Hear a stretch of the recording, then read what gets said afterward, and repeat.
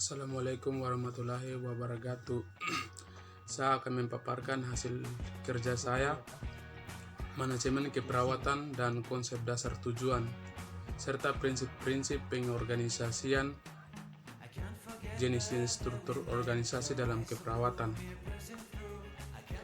Bagian A. Konsep dasar organisasi. Organisasi merupakan kesatuan sosial yang dikoordinasikan secara sadar dengan sebuah batasan yang relatif dapat diidentifikasikan untuk mencapai tujuan akibat terjadinya interaksi dengan karakteristik masing-masing serta banyak kepentingan yang membentuk gaya hidup, pola perilaku, dan etika kerja yang semuanya akan mencarikan kondisi suatu organisasi. Menurut Marquis dan Houston pada tahun 2010. B. Tujuan pengorganisasian. Tujuan dari pengorganisasian adalah sebagai berikut: mempermudah pelaksanaan tugas, mempermudah memimpin melakukan pengendalian agar kegiatan-kegiatan para bawahan terarah ke satu tujuan yang telah ditentukan, agar dapat menentukan orang-orang yang tepat untuk tugas-tugas yang ada. C. Prinsip-prinsip pengorganisasian. Beberapa prinsip pokok dari pengorganisasian adalah sebagai berikut. Tujuan organisasi harus dipahami oleh staf, membagi habis kerja ke dalam kegiatan pokok untuk mencapai tujuan, mengelompokkan kegiatan pokok ke dalam satuan, mengelompokkan kegiatan pokok ke dalam kegiatan yang lebih operasional. Struktur organisasi. Struktur organisasi, organization structure, menentukan bagaimana pekerjaan dibagi, dikelompokkan, dan dikoordinasikan secara formal. Struktur organisasi sebagai penentuan bagaimana pekerjaan dibagi-bagi dan dikelompokkan secara formal. Menurut Robbins pada tahun 2007. Tipe struktur organisasi menurut Marquis dan Houston pada tahun 2010. Biasanya sebuah departemen keperawatan menggunakan satu dari beberapa tipe struktur organisasi seperti grup tortik, ad hoc, matrix, flight, atau gabungkan dari beberapa struktur. Tipe struktur yang digunakan dalam fasilitas pelayanan kesehatan mempengaruhi pola komunikasi, hubungan, dan wewenang dalam sebuah organisasi. Jenis perencanaan dalam manajemen keperawatan.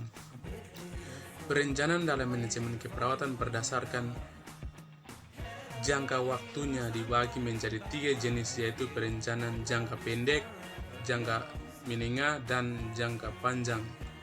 Perpanjangan jangka pendek atau yang disebut sebagai perencanaan operasional adalah perencanaan yang dibuat untuk kegiatan dengan kurun waktu 1 jam sampai dengan 1 tahun.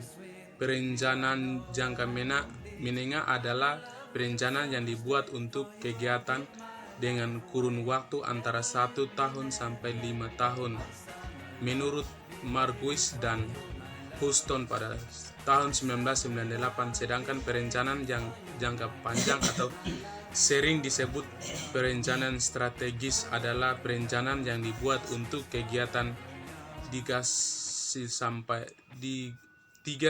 20 tahun.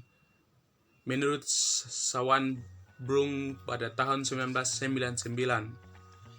Kegiatan pengorganisasian manajemen keperawatan. Apakah sejak kegiatan pengorganisasian adalah manajemen keperawatan? Beberapa kegiatan pengorganisasian dalam manajemen keperawatan yang biasa dilakukan oleh manajer keperawatan adalah seperti berikut ini. Mengelompokkan dan membagi kegiatan yang harus dilakukan oleh staf, dibagi habis sesuai kompetensi dan tanggung jawab masing-masing. Menentukan jalinan hubungan kerja sama antara tenaga kesehatan agar komunikasi baik dan mendukung kegiatan sehari-hari. Menentukan penugasan yang kondusif. Semua tugas dikerjakan secara sukarela dan optimal tanpa ada rasa curiga antara perawat. Tujuan pengorganisasian. Pencapaian tujuan organisasi. Pengorganisasi sumber daya secara efektif dan efisien, melakukan pembagian tugas dan bertanggungjawab yang efektif antara perorangan dan kelompok, menentukan jalur komunikasi dan koordinasi yang efektif melalui penyusun struktur organisasi yang baik, melakukan pengambilan keputusan secara tepat, melakukan pengawasan kegiatan organisasi secara efektif melalui supervisi.